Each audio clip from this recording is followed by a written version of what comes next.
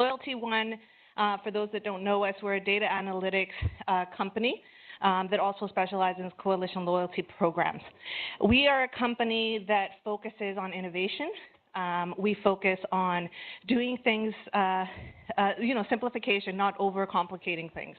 And I think, and on collaboration is another big piece, and I think you'll see that reflected in the space when you get the tour, that we really live those cultural values. So when I first started here at LoyaltyOne, the ask from the CEO was, I want a focus for our community investment strategy. I want it to be extremely engaging for associates, and I want structure, but I don't want anyone to have to follow it. So I didn't know what that meant. I didn't know him well enough to know he wanted rules, but didn't want anyone to have to follow them. But I really understood after that it was really about innovation and constantly changing and learning. So the first thing that we did was did focus groups with our associates, interviews all the way from the CEO down to really understand where associates wanted us to focus on, where they felt we could have the biggest impact. The area that associates picked was around youth empowerment. Now that's not innovative. A lot of organizations here focus on youth. And this is, I won't go into this, but just so you know, the slides that we're presenting here are actually part of a presentation that we do to nonprofits as opposed to the other way around. So we picked youth empowerment, which was really broad, but then again delved down and said, okay, what are the four focus areas that we can primarily focus on? And these are the four that we picked. I won't get into them, but just so you know, in a couple of weeks, we are going to be posting a webinar specifically for nonprofits and charities to be very transparent about the program and how it's run. So if you're really interested in how it's structured, you can go there. But again, this is really quite broad. So there's two stories I kind of want to tell. The first one is around the internal structure and employee engagement. This is a presentation that we did to everyone from the CEO, to all of our executives, to all of our associates. And I'll just go to the next slide. And this is the LBG's impact framework. And I'll pass it on to Stephanie for a second to just talk about these a little bit. But part of it is that we wanted to keep the strategy broad, to keep it open to being able to work with different charities who we do foresee as being the experts on the ground, knowing what some of the issues are, but make it structured enough that we could create a runway for our associates to actually be involved in this and help us make decisions. Someone had mentioned earlier today about there's so much change going on right now, but the community investment or CRPs is not necessarily changing. That's not the case for us. None of our programs are baked. I would say they're constantly changing with constant feedback, and I'll talk about that in a second. But if you want to talk about the impact framework, then I'll talk about how we used it internally. Okay, so the short backstory is LBG Canada, we run webinars, and webinars have a variety of themes. One of the themes is about impact measurement and the model, which I wish I had invented. I didn't. Somebody else did. I think that person is brilliant because it's actually a very useful way to get people thinking about what they want to accomplish. Anyway, so we did a webinar. Gabby and Jeremiah and maybe one other person was on that webinar. And then about 6 months later, we were doing our normal, hi, how are you? What's new? Let's get caught up. And so I came to LoyaltyOne and I said, hi, how are you? What's new? And they said, oh, we've been using your impact measurement framework. And they had gone farther than anybody had ever gone, A, in such a short period of time, but B, without telling us, which I thought, so I sort of fell off my chair. Because I don't know you, but I have noticed since we started LBG Canada in 2004 that companies have been saying that they've wanted to measure impact ever since we started in 2004. But I would still say that many would tell me privately or publicly that they're not satisfied with the progress that they've made. So there you go, all of a sudden, out of nowhere. So one of the things about this measurement framework is that, first of all, I don't believe in one size fits for all. We had a great conversation about measurement. I would never advocate that this is the only way, but the way that this frames the whole idea of impact measurement is a little bit different than some of the ways that people typically think. So instead of actually thinking about measuring health or education or poverty reduction or, very thematic focus areas, what the LBG model tries to think or encourage you to think through is actually you're typically either investing in trying to impact a person specifically, or you're thinking about impacting an organization's capacity to do their work so that they can then impact their clients more effectively. So a difference between the two would be, I am investing in a mentoring program, Youth Justice Calgary, which is one of the people that will talk about their volunteering tomorrow. Or I'm actually IBM or SAP, and I'm investing in an organization's technological capability, and by enabling that organization to do its work better, then it will then lead to different kind of impacts. So the model encourages you not to stop the thinking about health, environment, and try to measure that way. It basically says, are you at the top level investing in people, organizational capacity, or the environment? And I'll set that piece aside for today. But instead of you then thinking, okay, I'm investing in people and I'm investing in education, what are you trying to accomplish? Well, I'm trying to accomplish quality of life or improvements in their overall well-being, a behavior or attitude change, or I'm trying to encourage their skills and personal effectiveness to become different or improved over time. And the next layer below this, which is too much detail to go into today, is actually there's a whole list of change indicators that say, okay, well, if I'm trying to build skills and personal effectiveness, that could be in financial literacy, or that could actually be in people's ability to problem solve, or it actually could be their ability to present themselves in the workforce so that they're more confident as they're going through a job search opportunity. And so how we think about impact measurement is that it becomes, instead of it being very thematically focused, it becomes a Rubik's Cube that's really focused on high-level change that you're trying to contribute to the comment that was made before. I think Sue Stevenson was talking about the group of companies in Los Angeles that were looking at the issue of homelessness. Well, actually, they were coming at that issue from 12 or 13 or a number of different perspectives that would actually address that problem, but nobody had homelessness reduction as their priority area within their thematic focus areas. And so this impact measurement framework encourages you to think along that way. So I'll pass it back to you. So when we presented to the executive team, the youth empowerment focus and then the 4 pillars, the question was, is this not still too broad for us to make decisions? And so we said, we didn't want to go more and more specific, because then you run out of charities to work with. You run out of some of the impacts that you can potentially have. So we presented this framework to them and said, we as an organization feel we can make the biggest impact on looking at specific organizations and programs that do program delivery for people and for the youth that we wanted to primarily focus on. So going back to Michelle's presentation earlier today around linking your corporate strategy to your community investment, that was really an ingrained part into how we built this program. I know that we were very lucky, because it's not often that you actually get to start from scratch, but we were given a clean slate for this. And while associate engagement is our #1 target, something that I want to emphasize is that they're our #1 audience. And the distinction is that I think many of us, when we're creating programs, list out our 4 key audiences or our 4 key stakeholders. But depending on who in the organization you talk to, they're going to prioritize them differently. The difference here was that no matter if I talk to the CFO, the head of HR, an associate, or the CEO, everyone put the associate first. And that made our job way easier, because then the whole program is actually built around them. The mandate of my team is specifically around associate engagement, but it's much broader than just the volunteer hours or the data that we can collect on the impact they do. Part of this program was built around driving some of the corporate strategy that we have internally. So change management, being able to make decisions quickly, collaboration, and decision making. Those were primarily how they were built. So the 2 things that we did to empower our associates really around this program was, the first one, which is really scary, is we actually gave them part of our budget. Really scary thing at the very beginning. And we created an associate donations committee made up of 12 associates that actually get to dictate where a certain portion of our budget goes. And they're able to approve up to $25,000. The other scary part is that there's no one on the CSR team that has a voting right on that committee. They're 100% in charge of making that decision.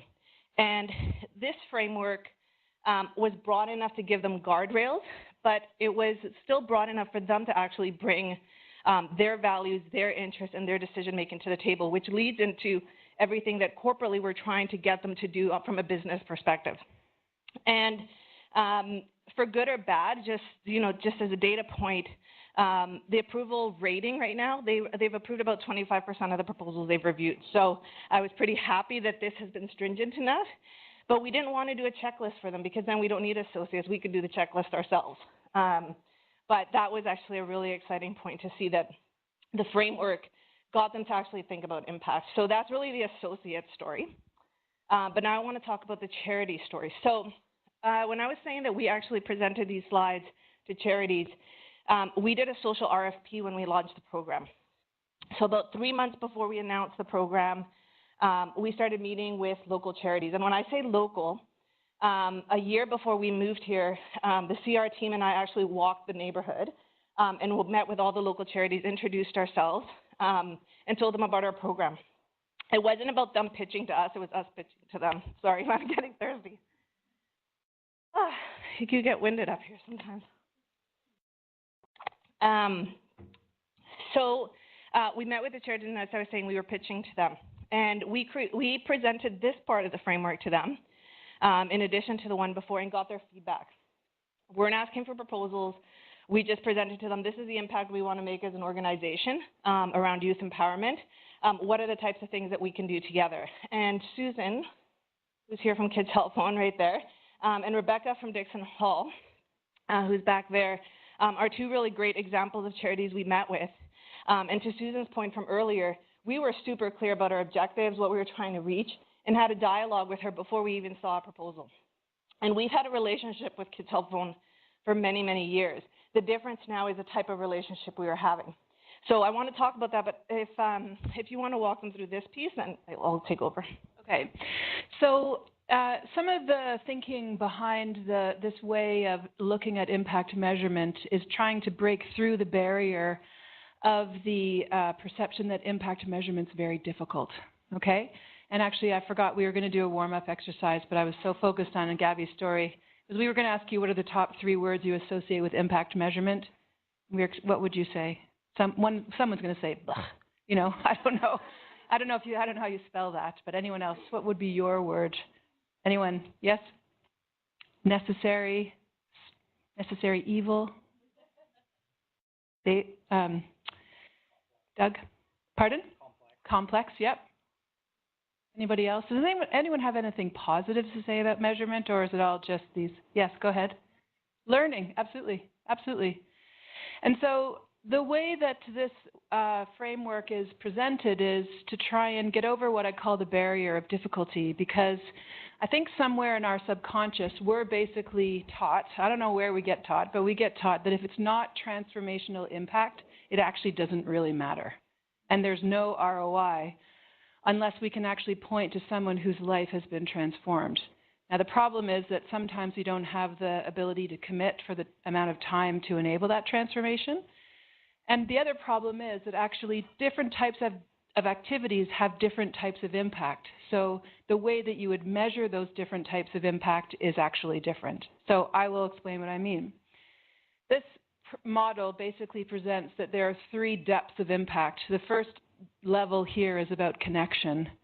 And actually you can have significant impact on a person, an organization, a community by making a connection between them and something that they didn't know. So for example, I'm pregnant for the first time, and I actually don't know the link between nutrition and healthy birth weight.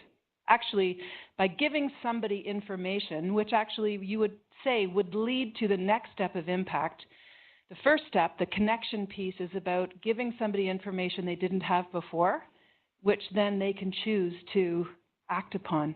And there's all kinds of programs that you can think of that actually require you bullying. You know, there's a Teaching Awareness Through Puppetry, the TAP program here in Toronto, focused on grade 2, grade 3, grade 4, and it basically is an anti-bullying program that goes into schools and they interact with the kids through puppetry. There's no way that you're going to measure transformational impact after that 2-hour session But the research about bullying prevention will tell you that if people don't learn that they have options and they don't actually learn how they can act on those options, then they won't actually take the next step and step into a situation and stop it or stand beside the person or maybe do something more. So this area of impact, I would argue, is actually very, very, very important. But what we do, because we think it's not transformational, is either we try to apply transformational metrics here, and we can't, and therefore that becomes very difficult, or we would discount it altogether because we say it's not important, and I would argue that that's not in fact the case. Now, often you make a connection with somebody, and then the next stage of a program, which could be in your partnership collaboration chain, or it could be as part of your overall strategy, you're actually helping someone to act on that information. So I am working with that group of families that don't have access to nutritional education, and I'm teaching them to cook, and I'm teaching them to shop, and I'm teaching them how to use their budgets differently so that they have an opportunity to become a more nutritionally oriented family. And then something else might happen after that. The transformation that you're striving for, which could be education, it could be, there's so many things, and you could make this argument, frankly, in volunteering. But the measurement framework is trying to make you very clear on the depth of impact that you're actually striving to achieve through your program strategy. The way you would measure these things would be different, and just because one is about transformation does not mean the other two have no value. And that was basically the webinar that these guys took and ran with. So as I mentioned, this was a presentation done both internally for associates and our executives and with charities. So from the charity side, I think many of the charities we've worked with can probably talk about this presentation because we talk about it all the time. But to Stephanie's point, we as an organization did decide that we wanted to be in the improve and transform phase. But we see it in two parts. One is the way that we evaluate proposals from charities. So one of the reasons, again, why we did not have a checklist is that we evaluate each proposal and we don't compare them to each other. We compare them to the mission and vision of the actual organization and what they say they can do with our support. So that's a really interesting perspective that it's really broad. But to Stephanie's point, while we want to be in the improve and transform phase, we have seen occasions where the connect type of project or proposal is super important. And so we don't only use this depth of impact framework on evaluating the project and the proposal, we also look this as a way to evaluate our relationship with the charities.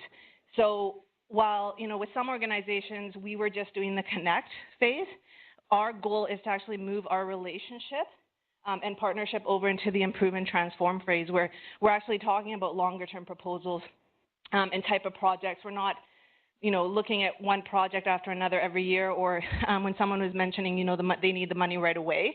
We're actually working strategically together to actually set that stage.